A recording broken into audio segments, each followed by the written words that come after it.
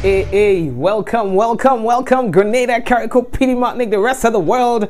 Welcome to another Mikey Live program. It is always my pleasure to be with you to talk about what's making the news, talk about the things that are happening. Today is no different from any other day. In fact, we have so many things to tell you about, man. It is always my pleasure. All right, for the people who are tuned in on YouTube, we'd like to say hello to you, all the YouTube viewers, all the folks who are viewing the program via Facebook. Thank you for being here with us. There are some loyal fans who are always with us, man. So we want to say hello to the loyal fans always tuned in to Mikey Live. Let's talk about what's making the news. First off, we want to tell you that the 13-year-old young girl who was missing has since returned home. Teachers are ready to continue the struggle. They had a meeting today, and we will tell you about the outcome of that meeting that was held at the Grenada Boys Secondary School's auditorium today. As well, soon, you may need to park your vehicles outside of the city and shuttle into the city. Yes? And that was disclosed by Minister Gregory Boeing at a post-cabinet briefing that was held last evening. Well, yesterday morning, in fact. Leron's mother wants the videos to stop. She wants them to stop. She's asking people to stop posting videos of her son on social media. And there's a recommendation for persons to use alternative routes on busy cruise days, and we're going to tell you about that. Man tells police he has 334 pounds of weed buried on the beach. And we're going to tell you about that, okay? Very interesting. Grenada responds to dengue threat. All right, so we're going to tell you about how we are responding to that. So we have that and more to tell you about right here on Mikey Live. And we want to remind you that the headlines was brought to you through the kind compliments of Duty Free Caribbean and Colombian Emeralds International. And as well, the headlines was brought to you through the kind compliments of WPG10. We invite every one of you now to share the program. Yes, we invite you to share the program. And when you share the program, other people gets to see that we are alive. All right, so go ahead, share the program, and when we come back, it's real news in Olilililulu. So if it's worth your time, people, please go ahead and share the business. We're coming back. And so it begins, a journey like no other. Jungles so lush, they make emeralds jealous.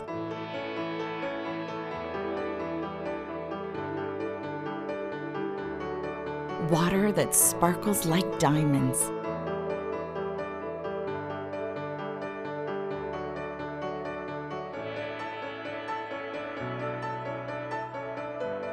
Mountains with more facets than precious gems.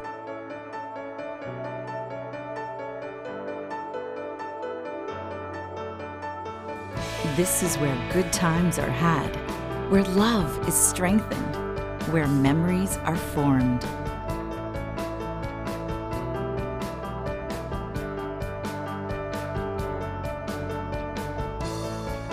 And when it all comes to an end, bring home something that will never fade. Colombian Emeralds International. Bring home more than a memory.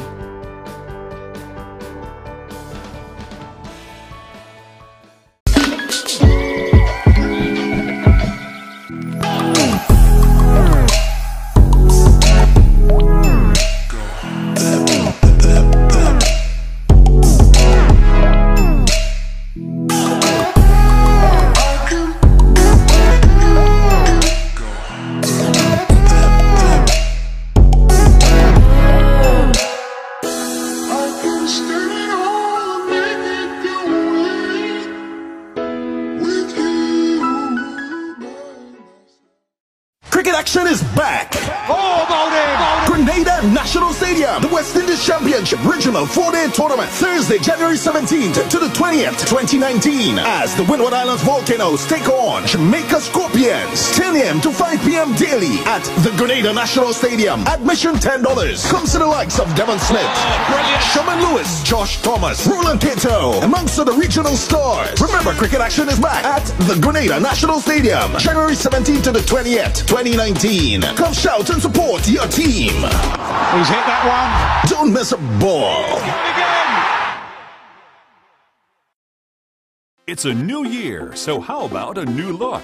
At Quartz Optical, we have the latest brand names and styles. Plus, get 20% off credit on 12 to 24 months. Instant credit approval while you are being tested. Get 15% off cash, so you can get that new frame to go into the new year. Only at Quartz Optical, the largest, fastest growing optical chain in the Caribbean. Special conditions apply. Yes, and folks, again, we'd like to officially welcome those of you who are tuned into the program for the first time. We're happy to have you folks, and as usual, I would like you to welcome the folks on the program now. Welcome those who are looking at us for the first time. You know, we have to give them a warm welcome so that they would always feel free to come back to the program. All right, so audio. Now, the first bit of information that we have to give you is that we told you that a young lady was missing, and so we have received an update from the police, and thanks to the police for that update, that she has since returned home. And that's 13-year-old Lorena Fleming. Now, she's actually of River Road, St. George, and police mounted a search for her, all right, on Monday, 7th January. They say that she has since returned home and is reunited with her family. And the Royal Grenada Police Force says that they are thankful to the general public and the media for your help in locating her. All right. Now, the next story that we have to tell you about is that local parliamentarians are sharpening skills in a 2-day seminar. Yeah, they say they're there, you know, to sharpen their skills and things. Today they had a nice little session, and so you were able to get a nice little picture to show you on the program. All right, the parliamentarians, I'll give them a clap now, they're doing things, yes? So according to this release, parliamentarians in Grenada are sharpening their skills at a 2-day seminar here in Grenada this week, and it's hosted by the Commonwealth Parliamentary Association, the CPA. Now, the post-election seminar is intended to build capacity among newly elected members of the upper and lower houses of Parliament, and to equip parliamentarians with the relevant knowledge to help them perform their roles more effectively. Now, declaring the seminar at the Koyaba Beach Resort open, Prime Minister Dr. Keith Mitchell encouraged his parliamentarian colleagues to embrace the opportunity to better equip themselves to serve the people of Grenada. He said, and I quote, "For those of us who are seasoned politicians, it is important that from time to time we take advantage of opportunities to sharpen our skills and broaden our knowledge base." All right, and it goes on and on and on, but of course, due to time constraints, we will not go further, but only say that at least you'll be able to check that story out later on our website. The next story that we have to tell all you about, boy, the Grenada Tourism Authority, the GTA. Now, they are encouraging motorists to use alternative routes to avoid the congestion in the town of St. George's on Thursday 10th and Friday 11th January 2019. So that's tomorrow and the following day. Now, these are two of the busiest days in the winter cruise ship season.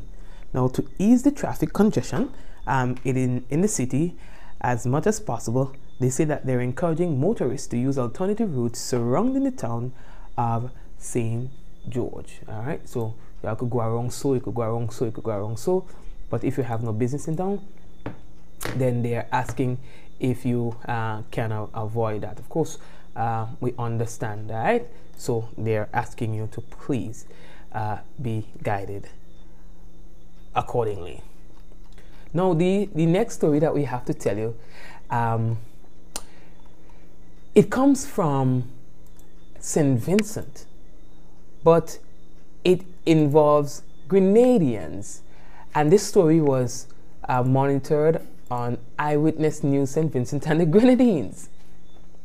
Man tells police he has 334 pounds of weed buried on the beach. They say that the man was charged with possession of 334 pounds of marijuana that police might have never found had he not told them that it was buried on a beach that he escaped and immediate penalty for his crime. So in other words, he confessed to having it there.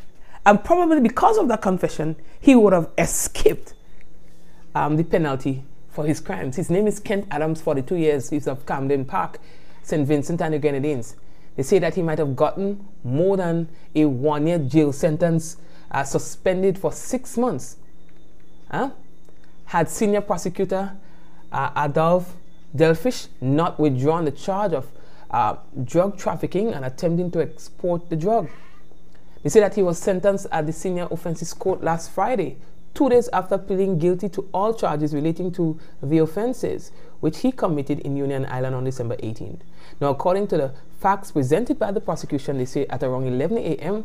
on December 18th, Corporal Ford received information that there was a drug transaction in progress, in Union. Now, as a result, he, along with the rapid response unit officers and so on, they responded. They say that when they arrived, they saw no unusual activity, but patrolled the beach and saw Adams there. About 1:30 p.m., Fords saw a black boat enter the harbor with 2 occupants who went ashore.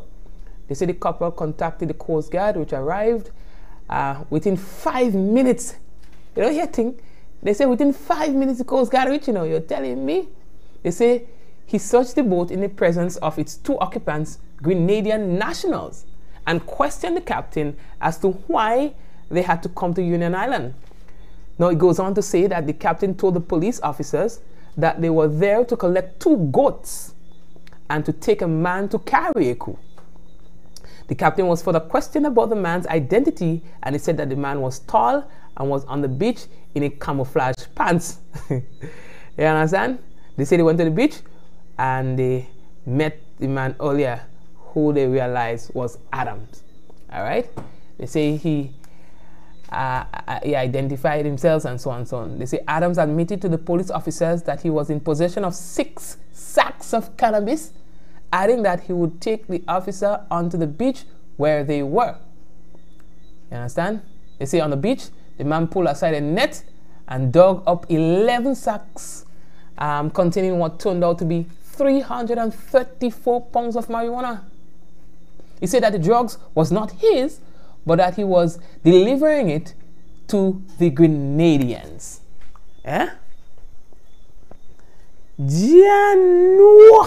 So you want to know who these Grenadians are, right? We go leave that there for now. You understand? So the Grenadians were on the boat. He was on the beach. And they say, once he see the police, he don't put up no fight. You understand? He don't put up no fight. Officers, look the weed. You know what I mean? Yes, but what they are saying that, he's saying actually, that the weed was destined for the Grenadians. And I guess as much, I don't know what the Grenadians could do with the weed. Let me leave that talk right there.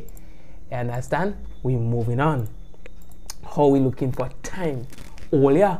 Today was a big day for the teachers. By the way, thank you to Eyewitness News for that one. You understand? Now, and by the way, you can check out Eyewitness News for the rest of that story. All right? Now, teachers, they met today at the Grenada Boys Secondary School. They had their meeting there 1 o'clock today and thing now. You understand? So, they went there. So school was out early, and so they went there. And the president, right after the event, the president was willing to speak, and he said that the teachers have decided to take the matter to court. You understand? He said that he was very impressed with the turnout, and the teachers gave a mandate Well, first of all, we had an excellent turnout. I mean, teachers came out in the drones, and we're very happy, pleased with the turnout and the feedback we've gotten. We made some strategic decisions that I would not like to release yet.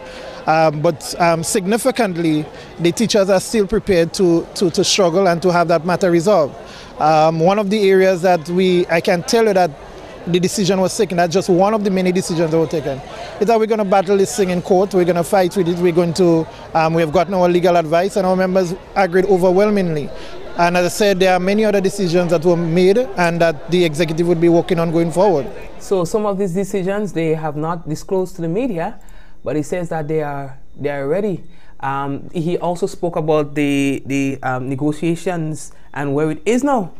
He said that, in fact, folks, the government has invited the unions to return to the negotiating table this Friday. However, when asked about that today, the president said that, yes, they are going to be going back to the negotiation table this Friday, but after this Friday, that's it. They are not going to be returning ever to the table again. Listen to him on that. Well, nothing has happened much in terms of getting around the table, and I can safely tell you that the members resoundingly said that this meeting on Friday would be our last meeting. We're not going back around the table. We felt that we were not treated fairly, and that the utterances by both the Prime Minister and the leader of the pension government team suggest that we will not get what we want or what we deserve from the table. Therefore, teachers are cognizant of that, and they've instructed us not to return after Friday's meeting. All right, so then it appears, I mean, if everything goes as according to the president is saying that there will be no more negotiating, so they're hoping that this Friday everything will be sorted out. Last night we told you and even showed you the Prime Minister saying that he doesn't see the whole thing as a big issue.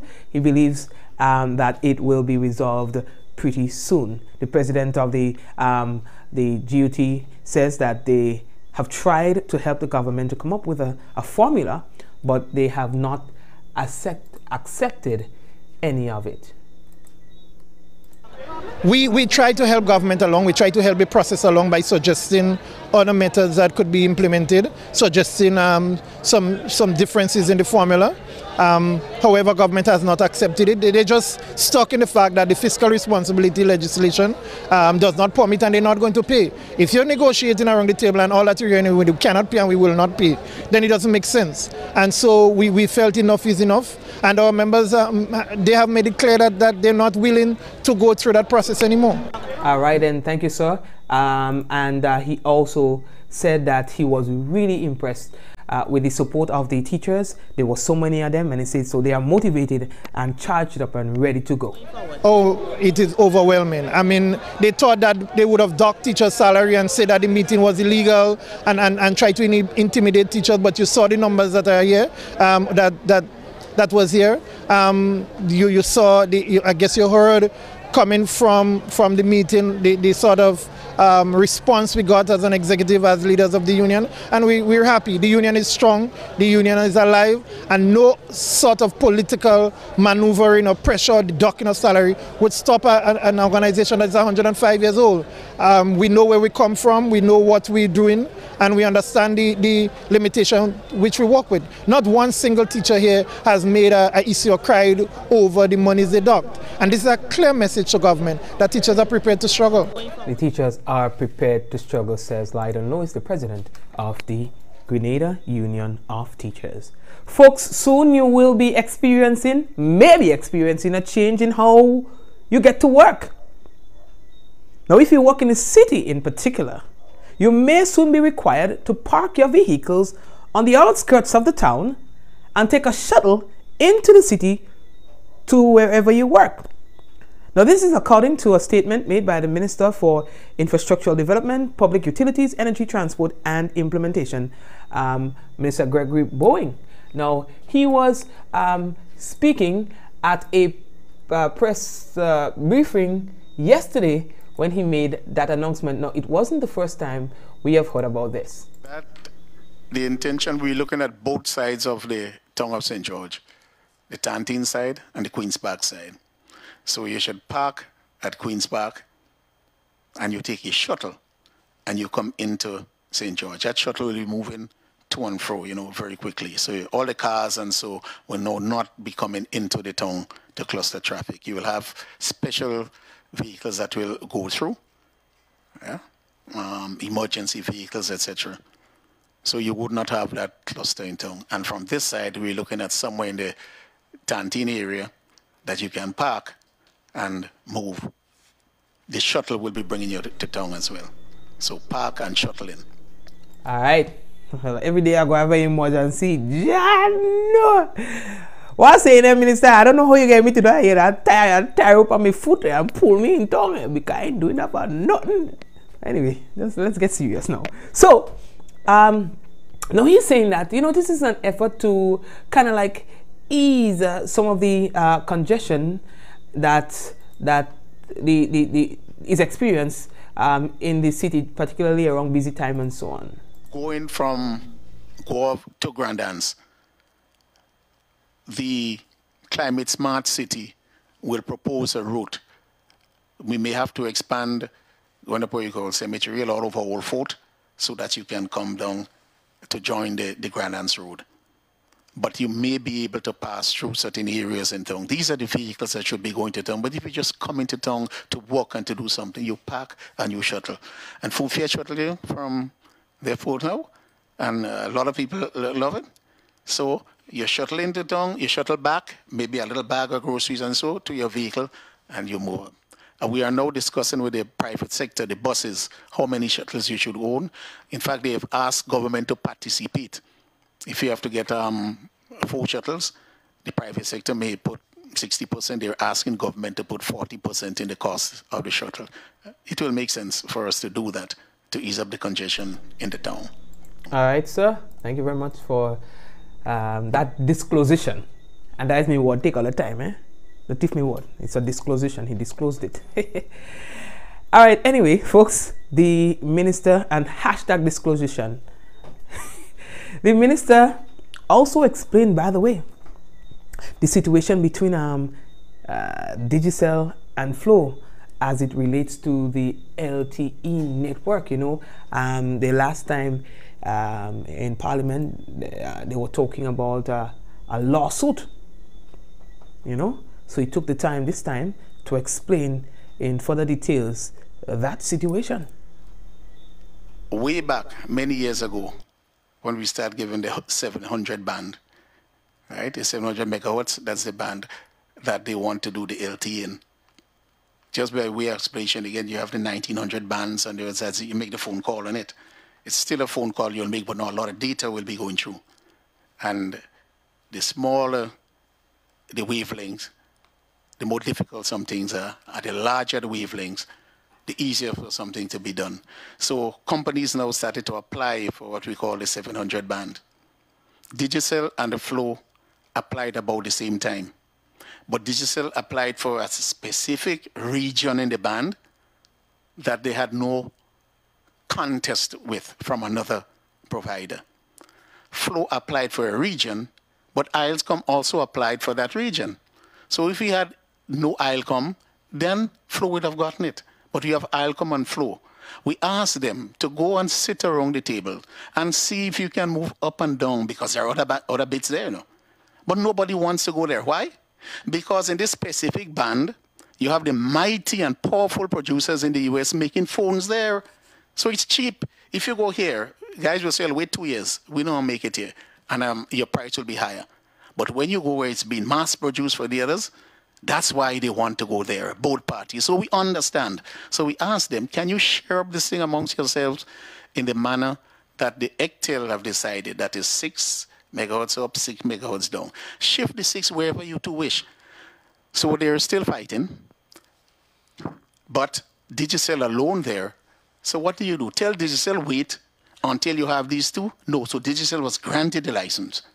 And if these two parties come back to us and say, here, we have a plan, they would have been granted it right away. So what Flow has now done, they say that we favor Digicel by granting them, not explaining the conditions to the public and to the consumers. And they've asked the NTRC to revoke the license. Now the minister grants a license on the advice of ECTEL in St. Lucia and the NTRC here. At the point in time, they threatened.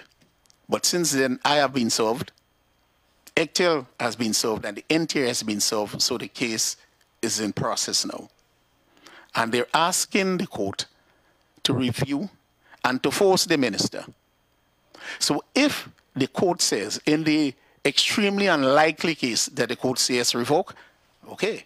So then, the court is its own rules, and so then the license, will be revoked. But it is only in these extreme circumstances.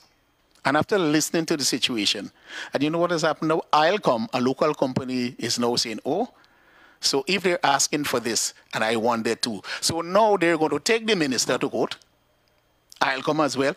You can't blame them. Why shouldn't you blame them? They must protect themselves as well. And they're going to take the NTRC to court, and they're going to take the overrun to court, not because of wickedness or hostility, but that's the way they have to safeguard themselves. Thank you very much, sir.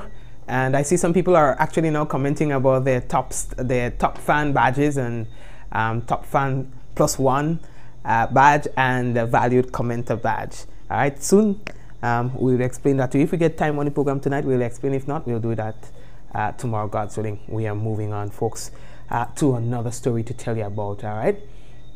Now, dengue. The dengue is becoming a concern for the ministry here in Grenada. They have been coordinating and so on. They say all its resources in combating what it considers a public health threat. Now, it's not like we have a whole surge of cases in Grenada, but in the month of December, we had Jamaica reporting a lot of cases. You understand? They had a lot of cases in Jamaica in December, and even now, even more. I think it's almost up to 900 in Jamaica. So it is growing rapidly. And they say when your neighbor house on fire, wet yours. Dengue has also been reported in other parts of the Caribbean. So we are taking precautionary measures. You understand? In ensuring that our environments are not breeding sites for mosquitoes and so on. So they say that they will be taking a lot of steps, like the fogging and going out on the radio, doing campaigns to tell people how to get rid of the breeding sites for mosquitoes and so on. So it's a very comprehensive plan that they have. Yeah? And as the week progresses, we're going to talk to officials about that in terms of where they are and give them an opportunity to explain to you what their intentions are and what you can expect to see happening within your communities in the next few weeks. All right? All you. We are moving on. Now, here's the next thing that we have to tell all you.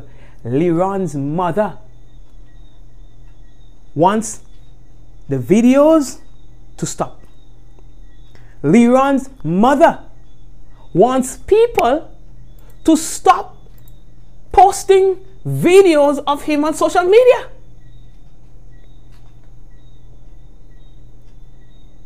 Now she is saying that they are exploiting the young man.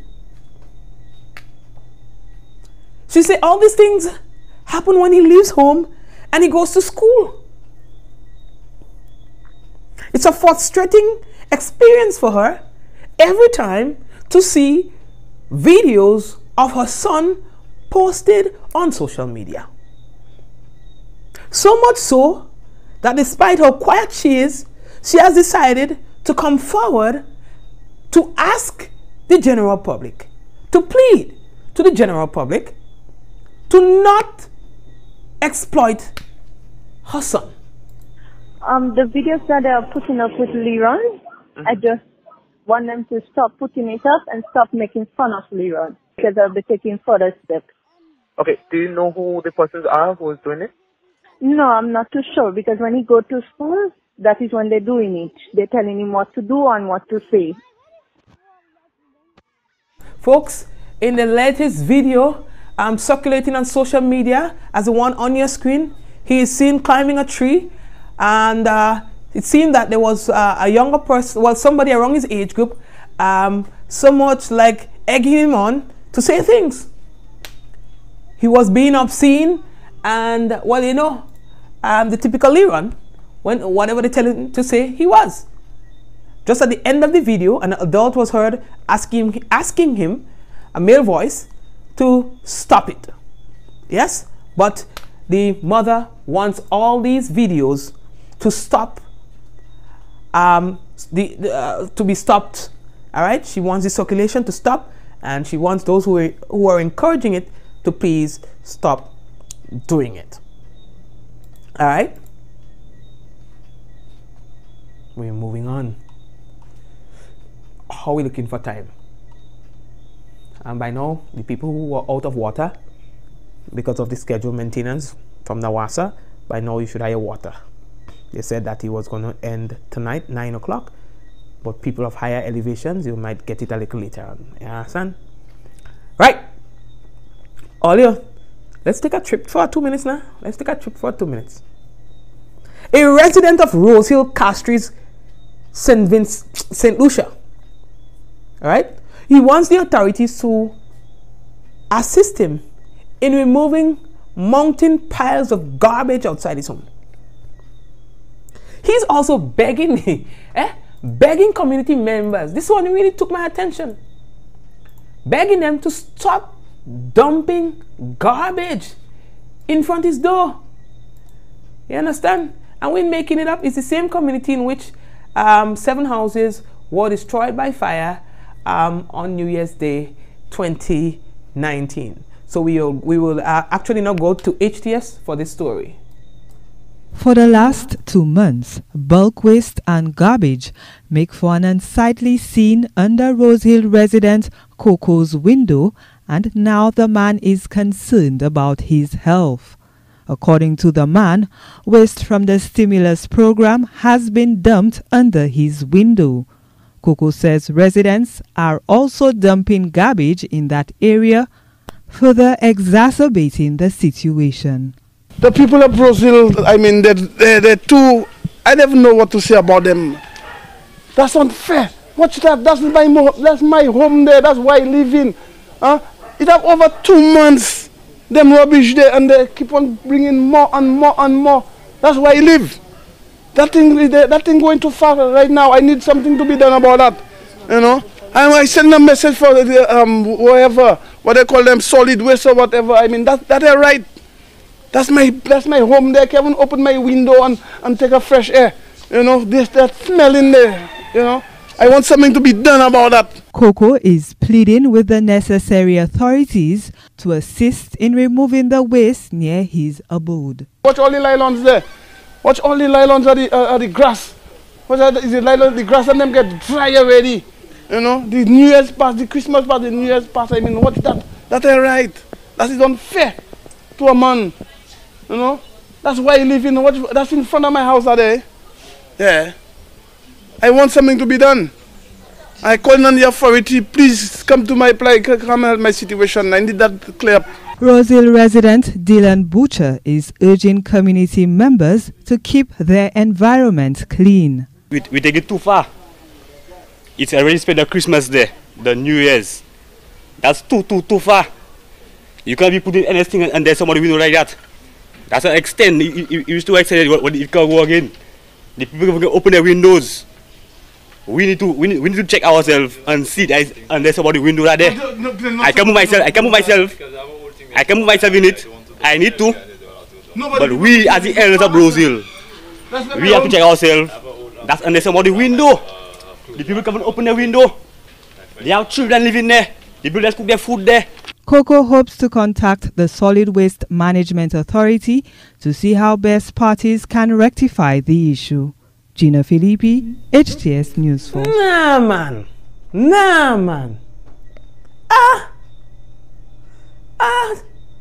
Oh gosh, nah, man. Jed. That different. You're kidding me. How people could, you know, a little leader talk, eh? While we're in St. Lucia, bandits targeted another government office this week. Another breaking people of administrative offices in St. Lucia. What is going on? This is crazy. You have been monitoring the program. This time they have hit the youth department. We're making it up. We told you about the police department that got broken into as well. Broken into now government offices. Overnight, thieves somehow bypassed a locked metal gate on the second floor of the Cherokee building on Miku Street in the capital to get access to a branch of the Ministry of Youth and Sports. Several administrative offices, including the deputy permanent secretaries, were raided. When staff came in, the first person who came in this morning and tried to access the office realized that we had been broken into, and so we proceeded to call the police, and they came in and they did the necessary assessments and took the necessary footage that they have to take, pictures, and looked at the crime scene to try to ascertain points of entries and what was taken from here. The burglars literally broke through the DPS's office door to get in. Locked desk drawers were rummaged. Shattered glass from the raid had to be cleaned up by staff before resuming operations on January 8th. An undisclosed number of office items were stolen. At this point, we cannot say for certain what was taken. Most of the offices were ransacked, so staff are now in the process of cleaning up and trying to ascertain what is missing and what is not missing. But we can say for certain that the television in the main front reception area has been taken. Financial losses and property damage as a result of the robbery are estimated in the thousands. The Cherokee building is monitored by CCTV cameras. Officials and police are hopeful for clues that could lead to an arrest. Rihani Isidore, HDS News Force.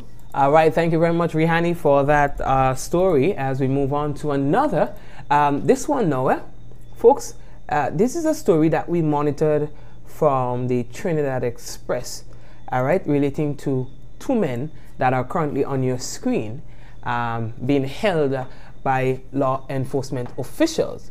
Okay, now here's this.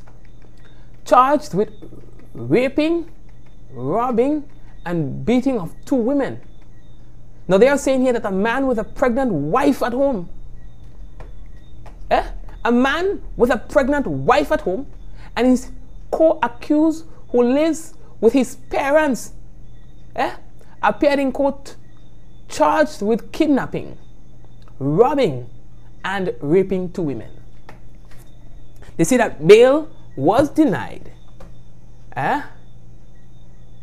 One of the men, 20 years old, the other, 31. So they appeared at the San Fernando Magistrate Court. Both are jointly charged with kidnapping the two women. Would you imagine that? They say at gunpoint, the two accused allegedly robbed one of the women of her cell phone, which was worth $1,800, and used personal violence. They say at gunpoint, they also allegedly robbed the second woman of $40, her $1,500 cell phone, and a pair of earrings worth $300. Big hardback men soap. One with a pregnant wife at home, allegedly raping a woman. I never hear that yet. I could ask the question. You find that making any sense?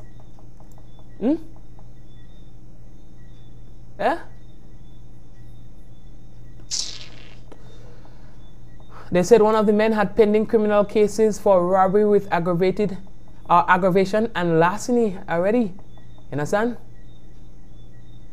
Now he said that his wife was 5.5 months pregnant and that he didn't have a passport. Yeah? I don't understand this. I don't understand.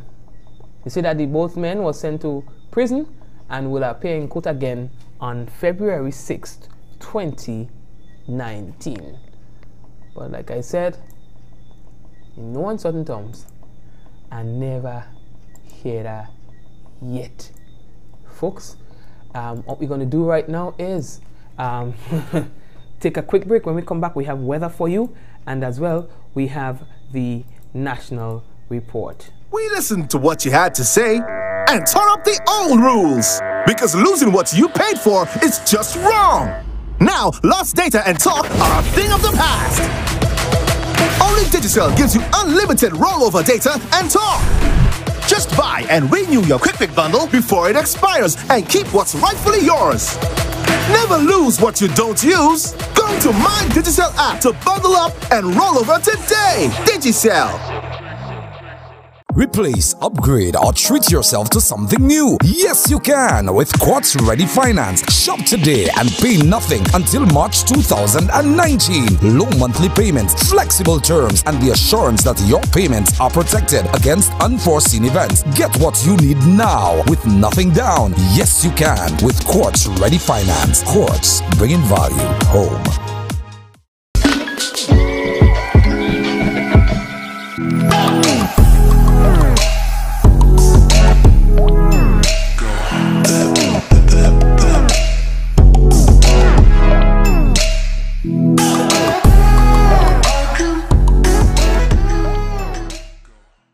It's a new year, so how about a new look? At Quartz Optical, we have the latest brand names and styles. Plus, get 20% off credit on 12 to 24 months. Instant credit approval while you are being tested. Get 15% off cash, so you can get that new frame to go into the new year. Only at Quartz Optical, the largest, fastest growing optical chain in the Caribbean. Special conditions apply. All right, folks, so here's what we are going to bring to you now, the national report. After that, we will have the weather.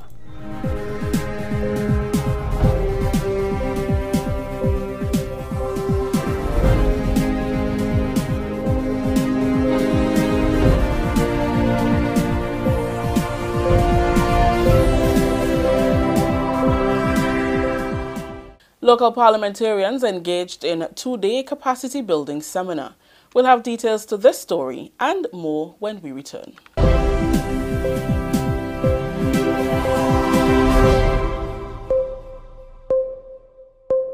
Welcome back with the news for Wednesday, January 9th, 2019. I am Rakisha St. Louis. Parliamentarians in Grenada are engaged in a two-day post-election seminar at the Koyaba Beach Resort. The seminar is facilitated by the Commonwealth Parliamentary Association, or the CPA. The objective of the seminar is to build the capacity of newly elected members of Parliament to function more effectively in the performance of their duties and to better acquaint them with parliamentary procedures and practices. Prime Minister Dr. The Right Honourable Keith Mitchell urged the parliamentarians to embrace the opportunity since it would assist in their political career and the execution of their parliamentary duties. I would simply like, therefore, to reiterate the importance of this session to the further growth and development of Grenada as a nation and the recognition of proper parliamentary procedures and maintaining the principles of good governance. We hold true to the many of the same underlying values of the Commonwealth Parliamentary Association, recognizing the value of democratic political processes, the rule of law, and equal rights and representation for all. I honestly believe that with all the young members here today, maybe what is happening in Grenada, the fact that we've on 3 occasions have had the entire representation in the House of the Lower House from one party does not signify, as the distinguished President of the Senate indicated before, that we have in any way lost the major tenets of the parliamentary system. It has been almost a decade since Grenada hosted this important activity, and according to the Honorable Speaker of the Lower House, Mr. Michael Pear, the seminar is timely, taking into consideration the number of young parliamentarians who have begun serving since the 2018 general election. This post-election seminar is of great importance, as I said, to us, as it gives our parliamentarians, especially the new ones, an opportunity to get other perspectives in parliamentary procedures and in governance as a whole. Minister for Infrastructural Development, Public Utilities and Energy, Honorable Gregory Bowen, says claims by telecommunications company Flow that government favored Digicel in the granting of a license to provide long-term evolution or the LTE service is misleading. Minister Bowen cleared the air on Tuesday during the government's weekly post-cabinet media brief. He confirmed that Digicel and Flow did in fact apply at the same time for the license. However, a third provider, Alscom, also applied for a license in the same bandwidth as Flow. The onus is now on the competing companies to reach a compromise on the specific area of the bandwidth they will seek license for and notify the relevant authorities so that their request for the LTE license can be considered. Facing no competition in its bandwidth, Digicel was granted an LTE license. What Flow has now done, they say that we favor Digicel by granting them, not explaining the conditions to the public and to the consumers. And they've asked the NTRC to revoke the license. Now the minister grants a license on the advice of ECTIL in St. Lucia and the NTRC here. At the point in time threatened, but since then I have been served, ECTIL has been served and the NTRC has been served, so the case is in process now. And they're asking the court to review and to force the minister. So if the court says in the extremely unlikely case that the court says revoke, okay. So then, the court is its own rules, and so then the license, will be revoked. Flow Liberty Global has since filed a legal action against the minister and the National Telecommunications Regulatory Commission, NTRC, requesting that the Digicel license be revoked. Companies now started to apply for what we call the 700 band. Digicel and the Flow applied about the same time. But Digicel applied for a specific region in the band that they had no contest with from another provider. Flow applied for a region, but Islecom also applied for that region. So if we had no Islecom, then Flow would have gotten it. But we have Islecom and Flow. We asked them to go and sit around the table and see if you can move up and down, because there are other bits there, But nobody wants to go there. Why? Because in this specific band, you have the mighty and powerful producers in the US making phones there. So it's cheap. If you go here, guys will say, wait 2 years. We don't make it here. And your price will be higher. This is the National Report. We'll have more news after the break.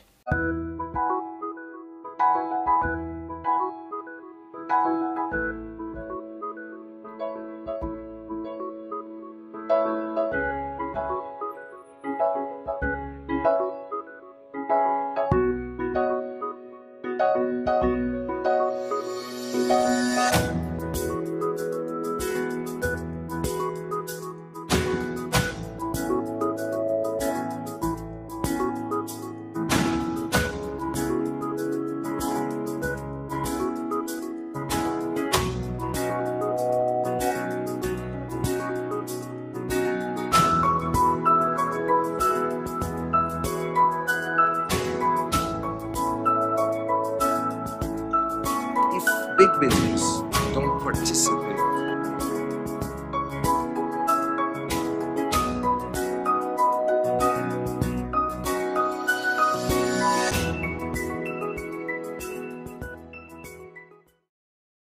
Welcome back.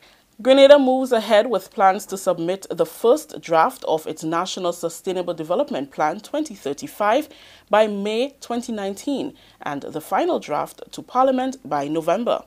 The 2030 strategic plan will guide and govern Grenada's developmental agenda over a 15-year period. The 2035 plan takes into consideration development in 4 key areas: economic, social, environmental and governance development. The steering and technical committees are hopeful that once the final draft is submitted to Parliament by November 2019, it will be enacted into law.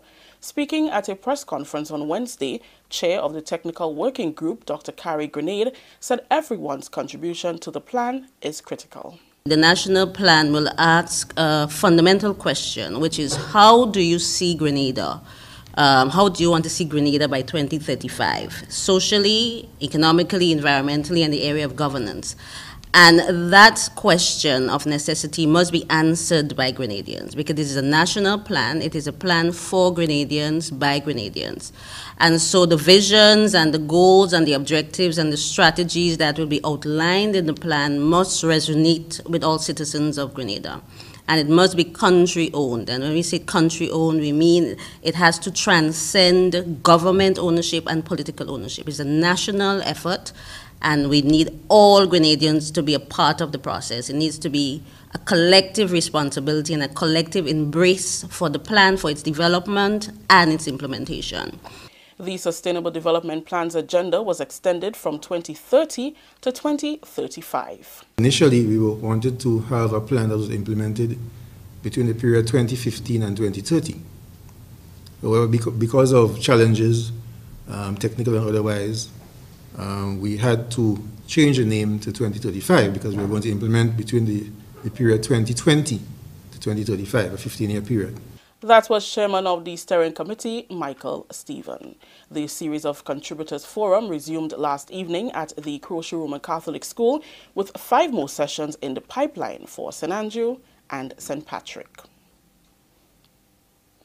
And finally, the Ministry of Health has mandated the Health Promotions Department and vector control officers nationwide to scale up intervention aimed at preventing an upsurge in the spread of dengue fever in Grenada.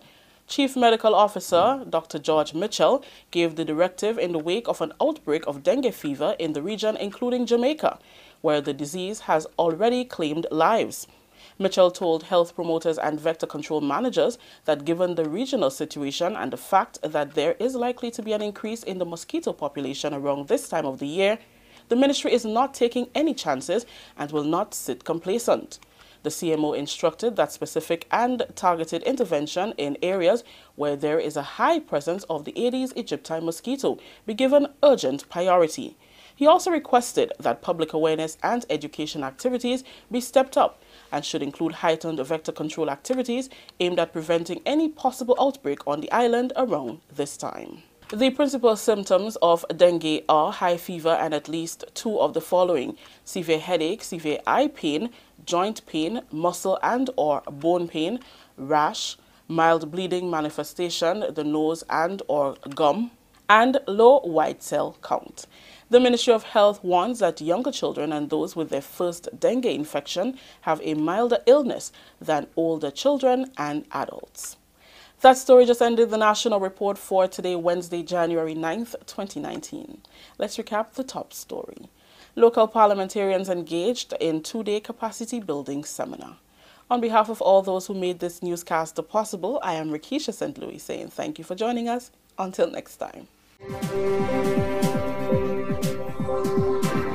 That was a nice smile, Rikisha. Thank you very much, right? So folks, that's it for the national report, and let's now take a look and see what the weather is going to be like. Oh boy, this morning it was so chilly. When I entered the vehicle this morning, it was 22 degrees Celsius. So by Grenadian standard, that is cold. All right, now the weather for tomorrow, Thursday, is expected to be mostly fair with a low chance of some brief morning showers and a medium chance of overnight showers during partly cloudy spells. The maximum temperature is expected to be about 30.5 degrees Celsius and the minimum 23 degrees Celsius. Winds east-northeasterly to east-southeasterly at 10 to 20 miles per hour. Seas moderate, waves up to 6 feet in open waters. So that's between 4 to 6 feet in open waters, and there's going to be no warnings for tomorrow. And tonight, We are expecting the minimum temperature to be about 23.5 degrees Celsius. Winds northeasterly to east southeasterly at 10 to 20 miles per hour. Seas moderate, waves 4 to 6 feet in open waters. And again, no warnings for tonight. All right, and folks, that's the weather report. All right, and just before we leave tonight, let's say hello to Zaka, Veronica, Casilda, my sister Lintona, Nika, Rose, Joy, Jilma, Wayne, Dora, Spice Girl, Suzette, Naomi, Melly, Rachel, Patsy, Asha, Peter, Nikita, Angel, Angela, Daria, and who else? Dora is with us as well, okay? And Allah. So folks, that's as far as we can go for tonight. We want to say thank you very much for, oh, I see my mom there as well, and we have Ann Duncan with us too.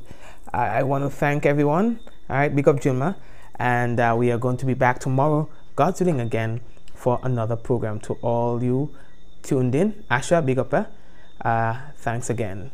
Angel, why are you signing? Jennifer, hello to you as well, okay? Thank you guys as usual. Sharon, big up. All you, if it's worth your time, can you please just share the program? That's all I'm asking, you know.